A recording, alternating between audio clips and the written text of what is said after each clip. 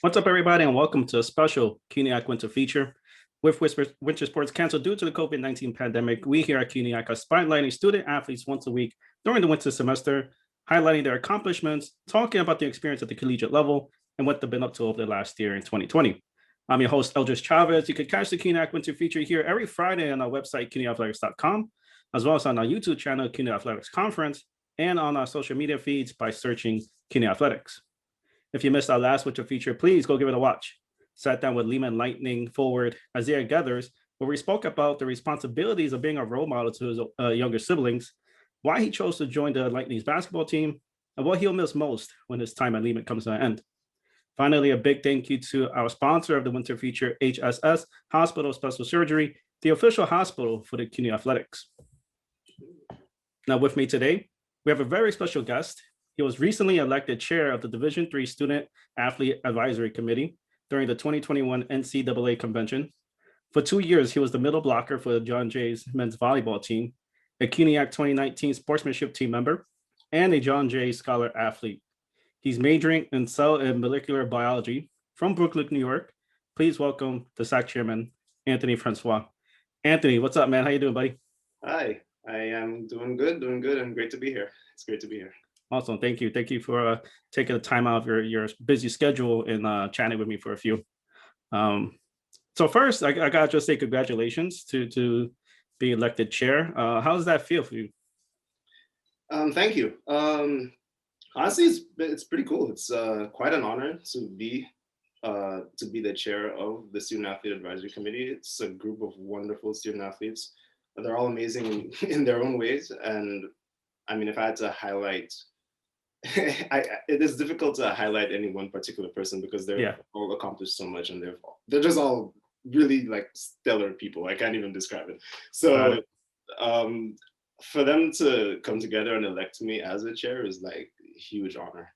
So it's one that I'm really proud of, and I'm excited to stepping into.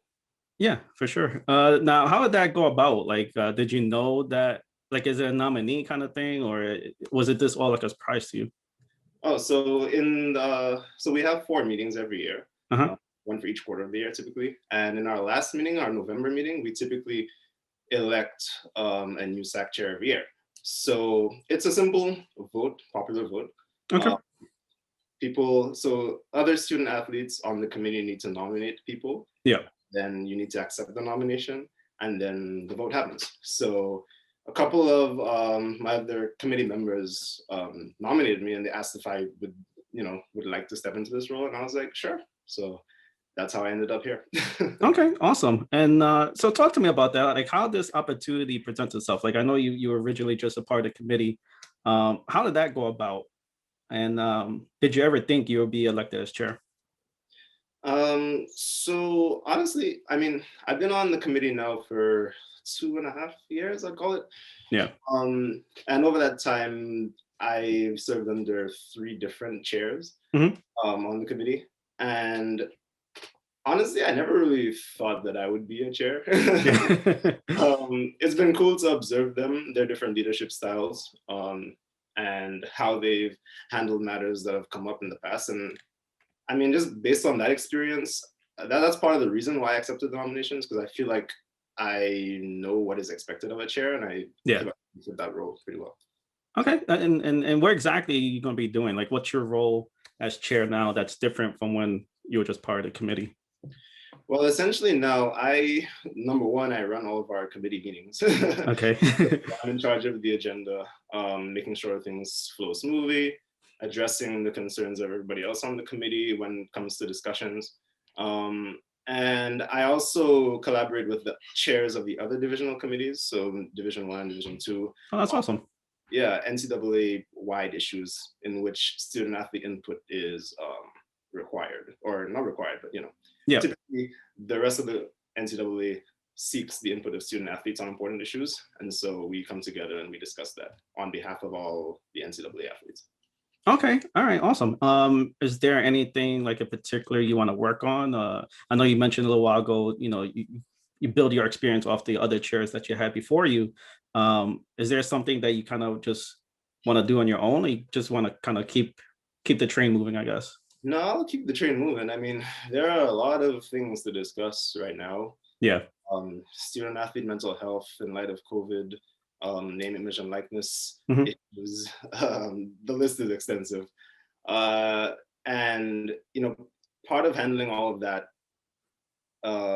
it requires a great amount of public speaking and Mhm. diplomacy. So I'm actually looking forward into developing those skills as well Yeah. into the coming year. Are you nervous about that public speaking, or is something you?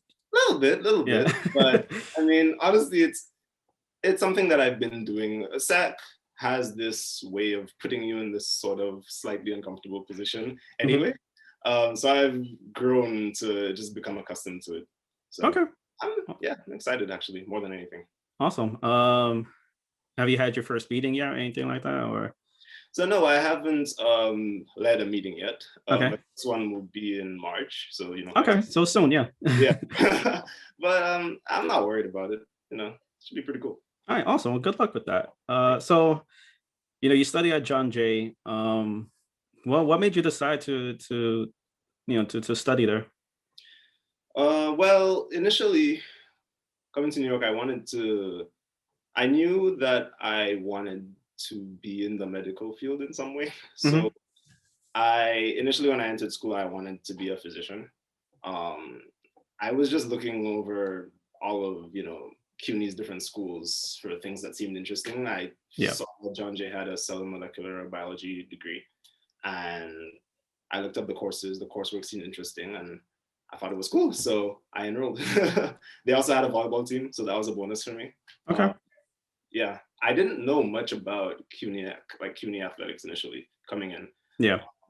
but it's it just so happened that it really was the right choice for me. So I'm really happy about that. Okay. Cool. So you touched on your major. I did look at the prerequisites. It's a lot. It's Yeah. it's it's more than I know I could take. But you develop a bunch of tons of experience. As a research assistant. You conducted research at Harvard, NYU, which moved over to Columbia. Um, are you leaning more on the laboratory side of the medical field, like to do like research, or is it too early to tell which path you're going to go? Like if you want to go to the clinical side of it. So yeah, definitely I want to be in the lab. I Okay. want to do research. That's something that that decision, came after gaining initial experience and talking to mentors Hmm. at J. Um, I realized that I was just more interested in learning about treating disease as opposed to actually treating the disease in a clinical setting. Yeah.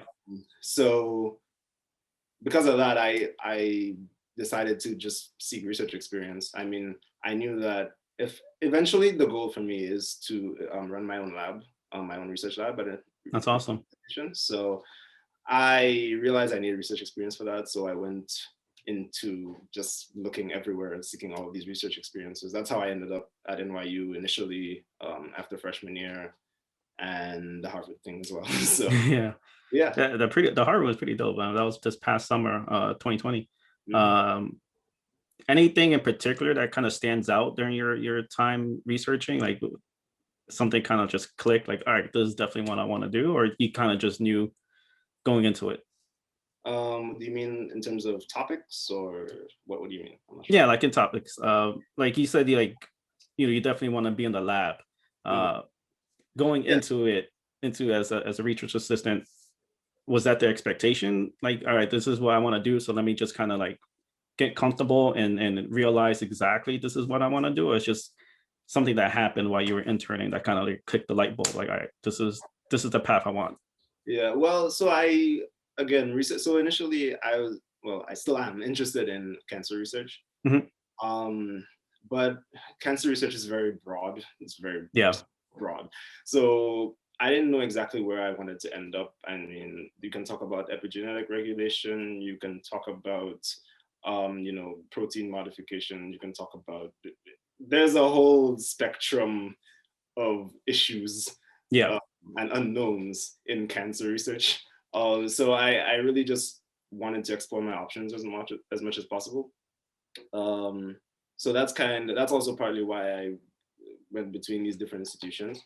Um, for now, I still don't have an exact, like, I still don't know exactly where I want to end up. I Mhm. mean, in my current lab, I work with epigenetic regulation of chronic diseases. So my main project is about rheumatoid arthritis, um, and the regulation of that is comparable to that of cancer. So that's cool.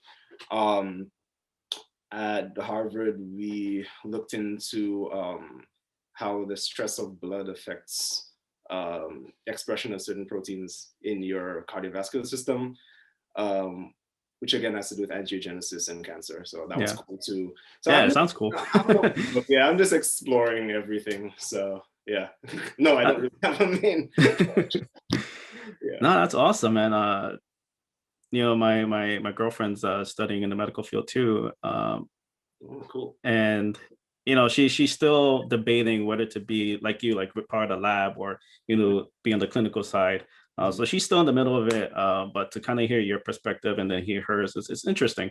I'm glad for it, and obviously, like what you just mentioned, now the things that you were doing and researching sounds awesome. Like just how like kind of like everything just connects and the body works. Yeah. It's very interesting. It's pretty cool. Yeah.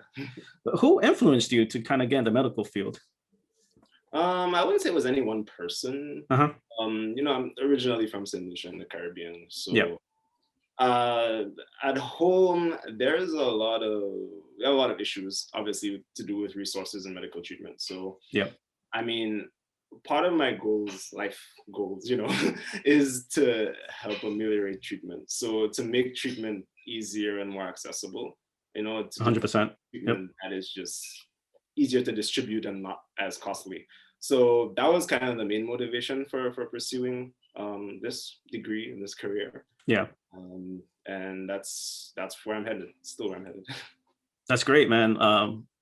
Best of luck to that. And it's funny again, like I don't want to know this about you, but she's in it for the same reason. It's just lack of resources, especially growing up in a impoverished neighborhood.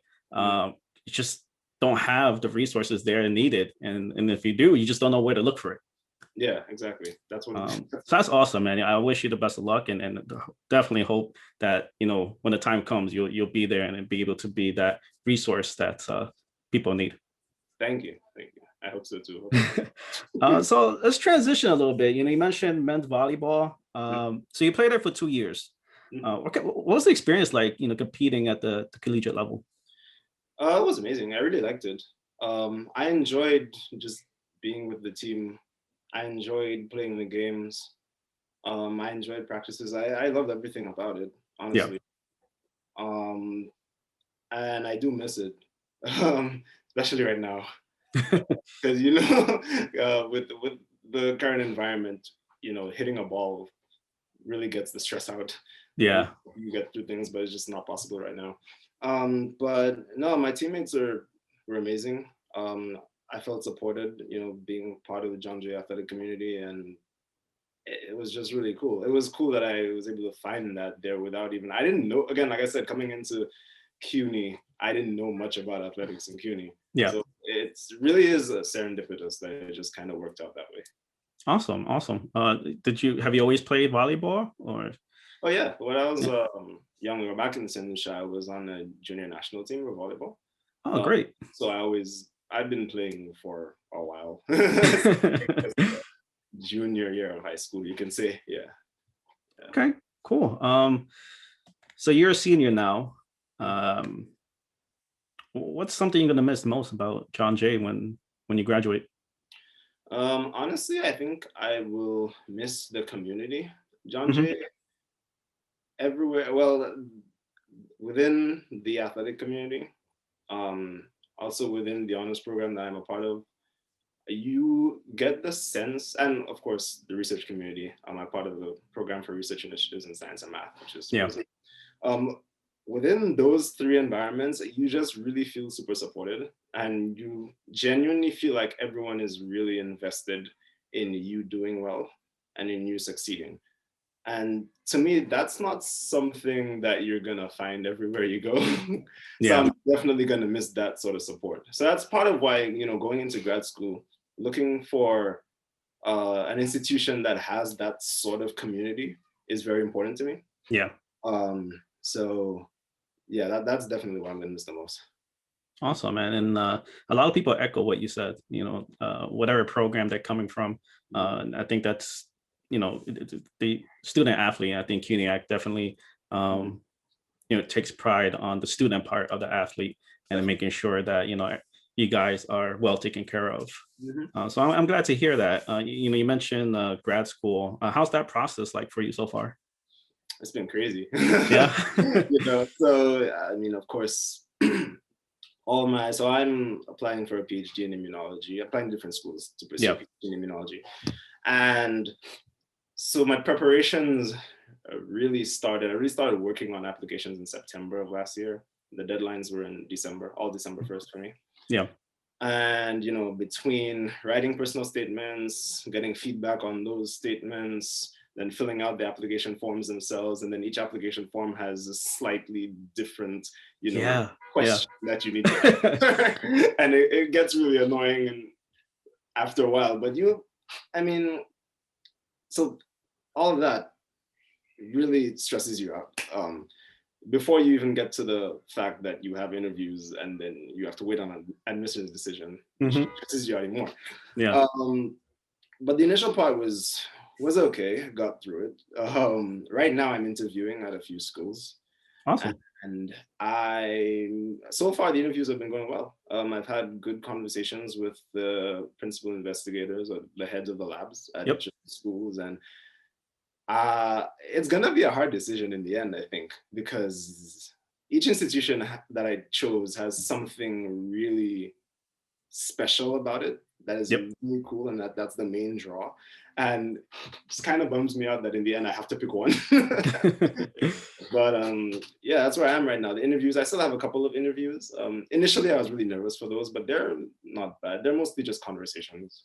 Oh, that's great. I'll definitely give that feedback because my girlfriend, she's scheduled for her first interview for Wake Forest on Monday.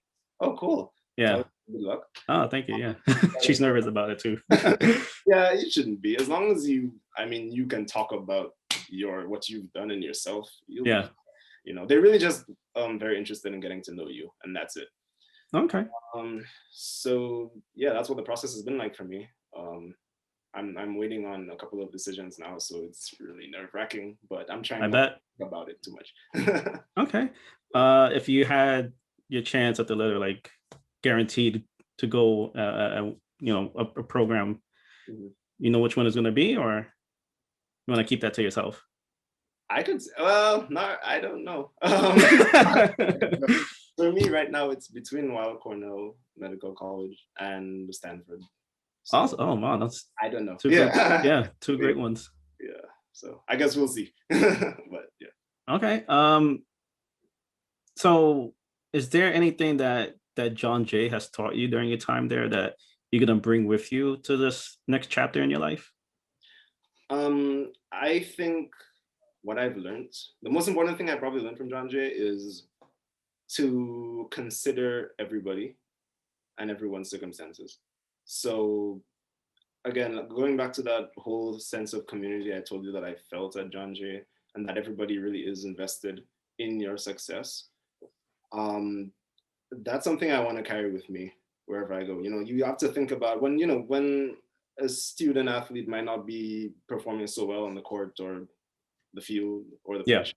It could be that, other things are happening in their lives that you need to be sensitive to. And sometimes a lot of people overlook that or don't think about that.